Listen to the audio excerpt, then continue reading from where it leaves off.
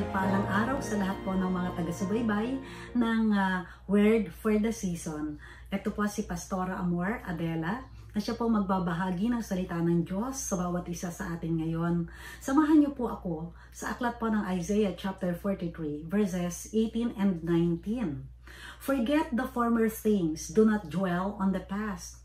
See, I am doing a new thing. Now it springs up. Do you not perceive it? I am making a way in the desert and streams in the wasteland.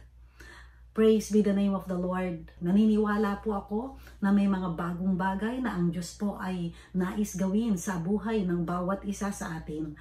Ang Isaiah 43 po ay, it is written for Jewish exiles who have been away from home for decades. Alam po natin na itong mga panahon na ito, sila po ay nasa Babylon. Wala po sila sa Jerusalem.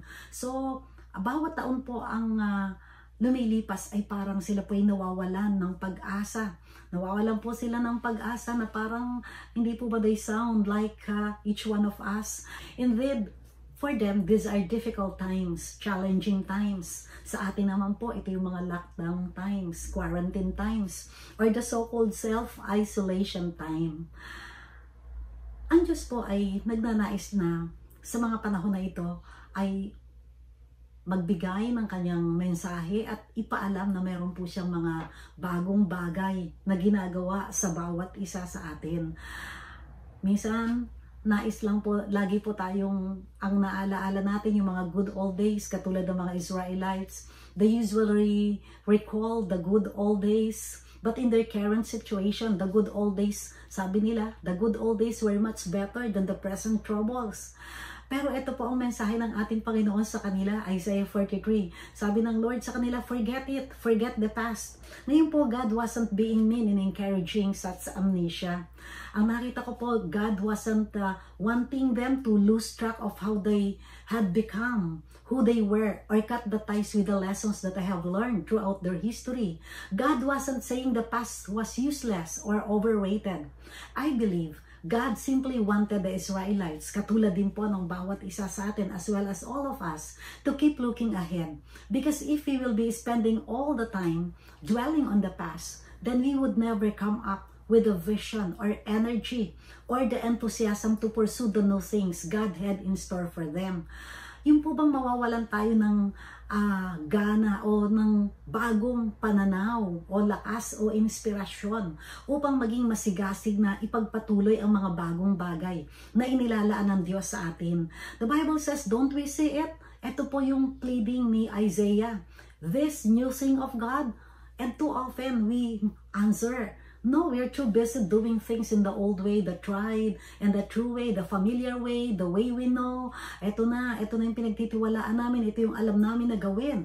Now, tandaan po natin na kapag inisip po natin yung nakaraan, 2020, alalahanin po natin sa lahat ng naganap at nangyari, nandun ang Diyos. Hindi niya po tayo iniwan. At kapag inisip po natin ang kasalukuyan 2021, alalahanin din po natin ang Diyos ay sumasa atin. Hindi niya tayo iiwan, hindi pa rin niya tayo pababayaan. Kapag ifinokus po natin sa panghinaharap, we need to be informed sa mga katotohanan ito. Hindi siya nang iiwan na Diyos. Hindi siya nagpapabaya na Diyos. Hindi, ito ang Diyos na laging sumasa atin. And so by that, we can see that is our hope. Yan po ang ating pag-asa. Yan po ang katiyakan ng ating kasalukuyan. So, at ng ating panghinaharap. And because we have hope, meron tayong pag-asa based upon God's presence, then we can pass hope along to each other. So ano po ang salita ng Diyos na pwede po nating i-meditate at angkinin sa Isaiah 43? Tingnan po natin, let's find out. Meron pong bagong bagay na ginagawa ang Diyos sa bawat isa sa atin na kailangan pong i-embrace ng bawat isa. And for us to embrace the new thing that He is doing to us, we need to first and foremost remember our God. So the first word, mga magulang at mga kapatid, is remember. Remember our God. Remember who He is. Remember what His track record is. Sabi ng Lord, I am the Lord, your Holy One, the Creator of Israel, your King. So, thus says the Lord, who makes a way in the sea, a path in the mighty waters, who brings out chariot and horse, army and warrior. They lie down, they cannot rise. They are extinguished, quenched like a wick. Ito ang ating Panginoon, the Lord, the Holy One, the Creator of Israel, the powerful God, powerful God. In a commentary by John Holbert, sa isang passage po niya, ito po ang nasusulat. Our God is the God of the new thing. Amen. If we expect this God always to act in the ways we expect, based on our memories, based on what we have experienced before, we run the terrible risk of missing what God is about to do now. The Bible says, and Isaiah is pleading, don't we see it? This new thing, this new thing. Tandaan po natin na God's grace and power, ito pong kapangyarihan, biyaya ng Diyos, which sustained us in the past. Ito po ang nagpanatili sa atin sa nakaraan. It will see us through the present and guide us in the future. Dalawang bagay po, God's grace and God's power. God's grace and God's power which sustained us in the past will see us through the present and guide us into the future. Alalahanin po natin, ang Diyos, God, the Holy One, the Creator of Israel, the King, the God of the Exodus who delivered Israel at the Red Sea from Egyptians, this is the powerful and holy God in whom we trust. Napakadali po sa panahon ng discouragement and decline, frustration, na atin po makalimutan ang kapangyarihan, ang biyaya at ang awa ng Diyos. Pero mga magulang at mga kapatid, God has not changed. He is still the same. Hebrews 13:8. Jesus Christ is the same yesterday, today, and forever. We may have declined, but He has not. Society may mock our God, but God is not to be mocked. So, there are times to affirm that Jesus Christ is the same yesterday, today, and forever. So, remember our God. Pangalawa po, for us to be able to embrace the new thing that God has been doing us. Sabi ng Lord, I am doing a new thing. We have to change our focus. Verse 18 says, quit looking behind. Start looking ahead. Forget the former things. Do not dwell on the past. If you are continually looking behind, you cannot see where you are going. Meron po bang naglalakad na sa likuran nakatingin at hindi doon sa front niya? If you are ever going to move on to new things in Christ, kailangan pong matutunan natin. Una, you cannot depend upon past victories to sustain you. Kaya po sabi, forget the former things. Ang mga children of Israel po had many victories in their past. Tandaan po natin, nagkaroon sila ng katagumpayan while leaving Egypt. Katagumpayan while conquering the land of Canaan. Katagumpayan in fighting for these prospective conquerors. But now they are in captivity. All their previous victories were doing nothing to set them free. So ano po ang kailangan nila? Kailangan nila ng bagong himala, kailangan nila ng bagong katagumpayan, at bagong gawa, new work.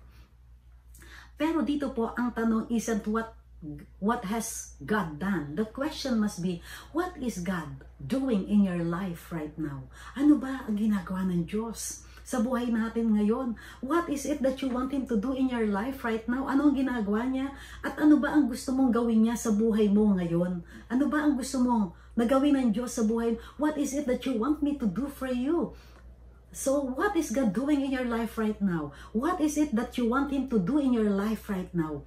Pangalawa po, makikita po natin, in order to move on to new things in Christ, we must know that we cannot allow past failures to possess you. Do not dwell on the past. Remember, the children of Israel had failed God miserably. Every time po na pinagpapala sila ng Panginoon ng mga mabubuting mga bagay, they returned to Him evil things. So, the children of Israel did not deserve to receive anything from God. Yet, eto po, minahal pa rin sila ng Panginoon. At He earnestly wanted to help them change. Ang mensahe po ng Panginoon, forget the former things. Do not dwell on the past. See, I am doing a new thing. Eto po, God was not condemning them for their past. This could do nothing to change them. Pero instead, ang ginagawa po ng Diyos, God was holding out the hand of hope. Ito po, hand of hope. At in effect, sinasabi po ng Panginoon, kalimutan niyo na yung nakaraan. I am giving you an opportunity to start over. Binibigyan ko kayo ng pagkakataong magsimula muli. Hallelujah. And that is why the Bible is saying in Isaiah 55 verse 7, let the wicked forsake his way, and the evil man his thoughts. Let him turn to the Lord. He will have mercy on him, and to our God, for He will freely pardon. So then, eto po, in effect, eto ang sinasabi ng Panginoon, kalimutan mo na yung nakaraan. Binibigyan kita ng pagkakataon na magsimula muli. Kalimutan na, iwaksi na natin yung mga yung mga weak. Let the wicked forsake his way, and the evil man his thoughts. Let him turn to the Lord. Tayo po ay manumbalik sa ating Panginoon, and He will have mercy on us. Bibigyan niya tayo ng awa at panibagong pagkakataon. So if you are going to get anywhere sa ating pong spiritual life, kailangan nating maunawaan. Pangatlo, you cannot live only on yesterday's faith. Ang mga anak po ng Israelita had experienced great spiritual blessings throughout their history. Simula po dun sa first Passover, dun po sa crossing ng Red Sea, sa katagumpayan nila sa land of Canaan, sa building ng temple, the children of Israel had seen the hand of God, at work in and through their lives. Yet their faith in what God has done was doing nothing to deliver them from their present situation. Yung kanilang lumang pananampalataya hindi sapat to deliver them from their present problems. Kailangan nila ng new level of faith. Kailangan po nila ng panibagong pananaw, new vision for what God could do. Kailangan i-level up ang faith. Kailangan yung vision. They needed a new portion of the faith that had brought to pass all victories from before.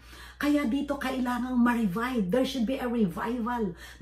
Para sa ganun magkaroon ng new level of faith. Yung vision ay talagang makita po natin na yung new energy para sa ganun ay makita at ma-internalize yung vision. Psalm 85 verses 6 to 8a, will you not revive us again, that your people may rejoice in you? Show us your mercy, Lord, and grant us your salvation. I will hear what God the Lord will speak. So we need to ask the Lord to revive us again, to send us that fire, the fire of God. Yung apoy na yun na siyang magiging sanhi para sa ganon ay ang ating pananampalataya ay patuloy na mag-alab. And then, we have to clarify our focus. Kanina sabi ko, remember your God. Remember who your God. And then, we have to quit looking ahead. Change your focus. And then, mga magulang at mga kapatid, kailangan din i-discover natin what God wants for you. Ano po ba ang gusto ng Diyos sa bawat isa sa atin? We have to clarify our focus. Forget the former things. Do not dwell on the past. See, I am doing a new thing. Now, it springs up. Do you not perceive it? I am making a way in the desert and streams in the wasteland. Yung pong salitang perceive. To know by seeing. Recognition. Acknowledge. Aware of. What do you see when you view your life? Ano po ang nakikita nyo kapag tiningnan nyo ang buhay nyo? Nakakakita po ba kayo ng mga possibilities? Ano ba yun? Mga posibilidad ba ang nakikita nyo o mga problema? Tandaan po natin ang sinasabi ng Diyos, I am making a way. Gumagawa ako ng daan sa disyerto, ng ilog, in the wasteland. The children of Israel had a choice. In the same way na meron po tayong pagpipilian. They could view their past and the problems of their present. Pwede nilang alalahanin yung mga nakaraan. Pero alalahanin yung nakaraan at pagkatapos ang mga problema sa kasalukuyan. Or they could focus upon what God wanted to do in their lives. It is just ang focus natin. Meron tayong choice. Ito pa ay kaparaanan o kaya disyerto. Paraan o problema. Diba? Paraan o solusyon, paraan o problema, alin ang ating iisipin? Yung paraan ba ng Diyos na gagawin, yung bagong paraan na ginagawa ng Diyos, o yung problema, solusyon o konsumisyon? Hindi po ba? So, streams versus wasteland. Is it rivers of joy, rivers of peace, rivers of love, or worry, rivers of worry, or fear, or anxiety? So, in order to discover what God wants for you, para sa ganun po ay atin po madiskubre ano ba ang nais ng Diyos sa bawat isa. You must see first yourself as God sees you. Ang mga children of Israel felt as though they were getting just what they deserve. Why? Dahil po sa kaparaanan ng kanilang pamumuhay, marami po sa kanila naniniwala that God would never have anything more to do with them. Wala na, tapos na ang Diyos sa kanila. Pero doon po sila nagkamali. Katulad din po ng bawat isa sa atin. You may feel like your past has made your life a wasteland. Ang nakaraan mo parang ito ang gumawa sa'yo na walang kabuluhan ang buhay mo, naging basura ang buhay mo. But in God, tandaan po natin, sa Diyos, your life can become a stream of life. Ang ibig ko pong sabihin, from being a nobody, you can become a somebody, all because of our Maker. So yung pagiging iniisip nating basura ang buhay natin, pwede po yung pagandahin ng ating Panginoon, pwedeng linisin ng ating Panginoon. Because Romans chapter 8 verse 1 and 2 says, therefore there is now no condemnation for those who are in Christ Jesus. Because through Christ Jesus, the law of the Spirit of life set me free from the law of sin and death. So, we can see that kailangan makita po natin ang ating mga sarili kung paano tayo tinitingnan ng Diyos. Hindi na po tayo under condemnation sapagkat tayo na kay Kristo Jesus, wala na po tayo sa ilalim ng kahatulan sapagkat tayo po ay nagkaroon ng kalayaan sa pamamagitan ng ating Panginoong Hesukristo. In fact, tayo po ay pinawalang sala, dinamitan pa tayo ng damit ng katwiran ng ating Panginoon. Yun po ang dapat nating makita, hindi po yung kamali ang nagawa natin, hindi po yung pong ating mga pagkatalo na naranasan, hindi po ito. Tandaan po natin, ang tingin ng Diyos sa atin, tayo po ay pinawalang sala, tayo po ay pinatawad, tayo po ay binigyan ng katwiran, dinamitan ng katwiran ng ating Panginoong Hesukristo. So, you must see your possibilities as God sees them. Sabi ng Lord, I am making a way in the desert.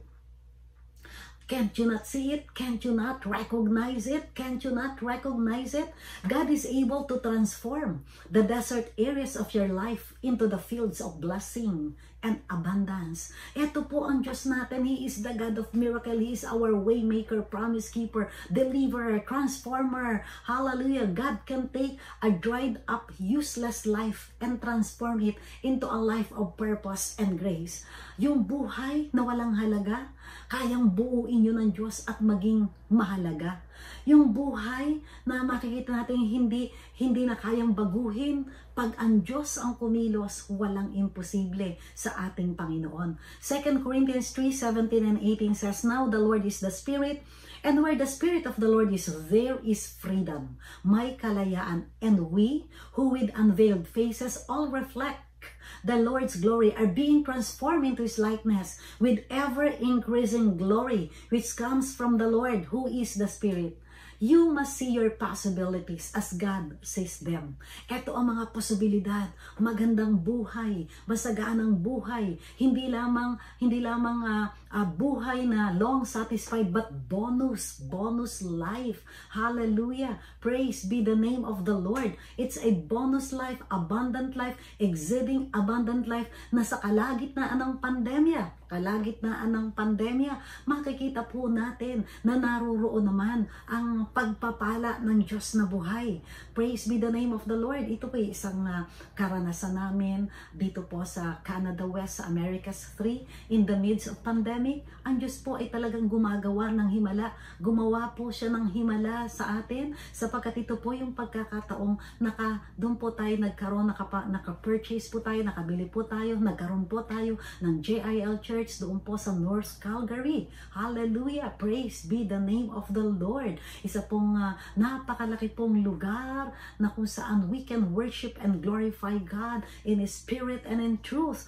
We must see the possibilities. At ito po yung posibilidad na sabi ng Diyos, I will make a way in the desert. I will make a way in the desert. In the midst of pandemic, God can make a lot of miracles. Doon po sa Vancouver Island ay siguro po ay during this pandemic last year po ay mga 5 bahay po na nabili ng ating mga kapatiran ang ating pong na-dedicate sa ating Panginoon. Dito rin po sa Vancouver, ilang bahay po yung dinedicate natin at ang mga sasakyan, mga pagpapala po ng ipinagkaloob ng Diyos. You must see your possibilities as God says them. I am making a way in the desert.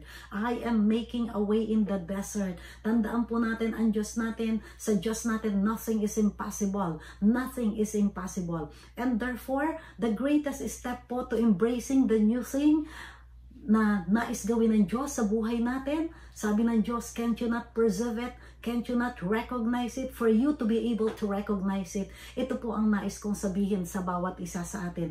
Commit yourself to God's plan. God had already set into motion lahat ng mga pangyayari, lahat ng mga tao na mapupunta sa buhay mo, makakatagpo mo, lahat ng ito para ikaw ay pagpalain. Inihanda na yan ng ating Panginoon strategically. Nakaplano na yan. Nakaplano na yan sa ating Panginoon. But it was still up to them to decide. It is still up to you to decide if you want God.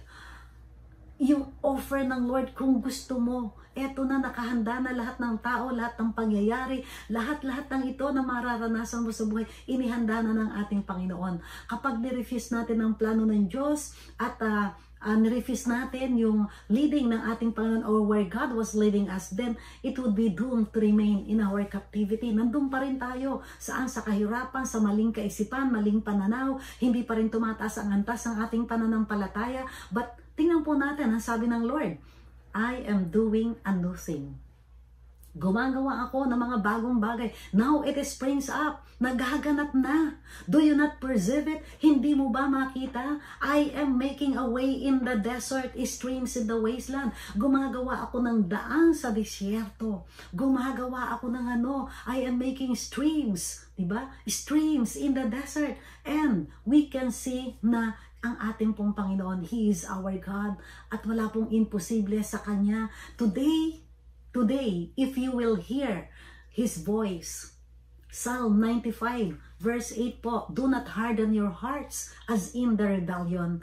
Ito na po yung pagkakataon, panahon para sabihin, Lord, we remember you.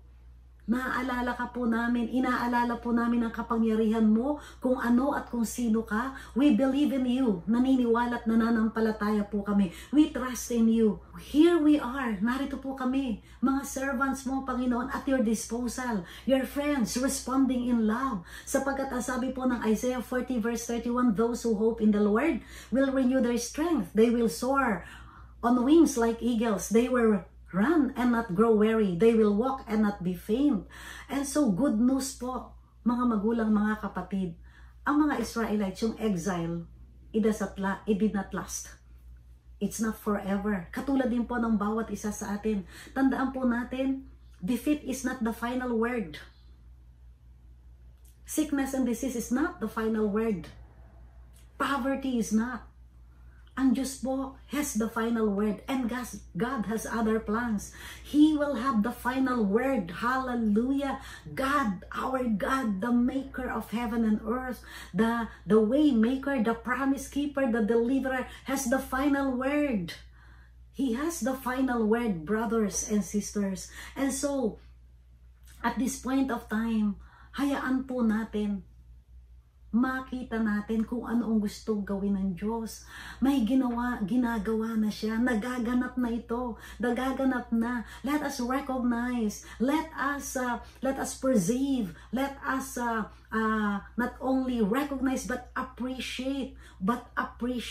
At tandaan po natin, bakit po pinipreserve ng Lord ang bawat isa sa atin? Bakit siya gumagawa ng mga mabubuting bagay sa buhay natin? Bakit niya ginagawa ang lahat ng mga possibilities na ito? So that we might declare His praise. Upang sa ganon, ang kahuli-hulihan, ang ating ultimate goal, maibigay upang maipahayag natin ang kaluwalhatian, ang papuri para sa ating Panginoon. Not just praise, but His praise. But His praise. So, tayo po sa mga panahong ito, God is preserving us not only for His praise, but for a mission. Naniniwala po ako as we approach ito pong year na ito is the year of abundant harvest. Nandun po tayo sa mode of plentiful harvest, end time harvest. And as we are on the mode of end time harvest, God is leading us to new places of refreshing where we are to declare His praise. New places of refreshing where we are to declare His praise, because we are to remember Him, but forget living in the past. The way we do so will be anchored in the historic gospel, who God is and what He does, but will take on new forms, because as we enter the end time, the harvest, end time harvest of souls, ngayon po patuloy kong sinasabi na God is qualifying us for this. God is qualifying us for this. We are to be carriers of the fire of God in our generation. In our generation. And sa mga magulang at mga kapatid, naniniwala po ako, I believe God is doing this new thing sa bawat isa sa atin. Masdan mo ang sabi ng Panginoon, ako ay gagawa ng isang bagong bagay. Ito'y nagaganap na. Nagaganap na po ito. Hindi mo pa ba makita? Let us appreciate. Let us perceive. Let us recognize. Hayaan po natin ang ating pagkalooban tayo ng pagkakataong makita po natin ito. Gagawa ako ng isang daanan sa gitna ng disyerto. Magkakaroon ng ilog sa lugar na ito. Ako po'y naniniwala, exceeding abundant blessings ang naghihintay sa bawat isa sa atin this year, 2021 and beyond.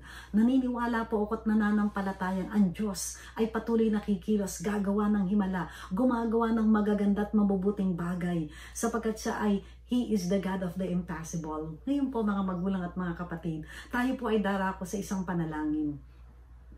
Hayaan po natin ang Espiritu ng Diyos patuloy na buksan ang ating pangunawa, that He will enlighten all of us to be able to perceive the new thing that He is doing in our lives, in our family, in our church, in our nation as well. Believe me, ang Diyos po ay kikilos. Gagawa po siya ng himala.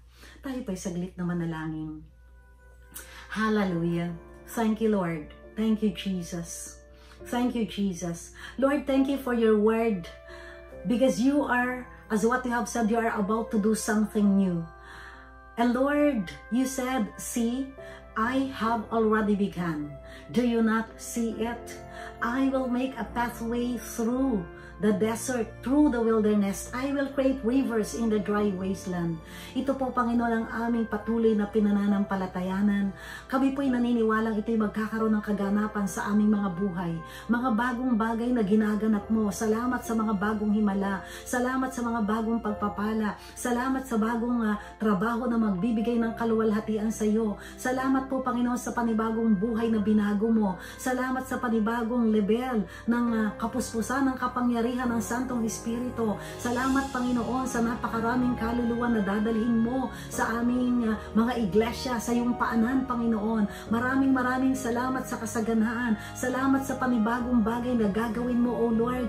Thank you, O Father God, sapagkat alam namin walang imposible sa iyo. Maraming salamat po, dakilang Diyos. Father, in Jesus' name, I just pray, Lord, na pagpapalain mo po ng higit pa sa kanilang inaasahan ang lahat ng mga sumubaybay sa Word for the Season, O God. Thank you, O Lord, sapagkat ang iyong mapagpala at ang iyong mapaghimalang kamay ay idinadantay mo sa bawat isa, O Lord, Father God, at habang ang kamay mo ito, Panginoon, ay nakadantay sa kanila, Lord, kapayapaan na hindi maunawaan, kagalakan na hindi kayang nakawin ng kaaway, higit sa lahat katagumpayan na ikaw ang tanging nagbibigay.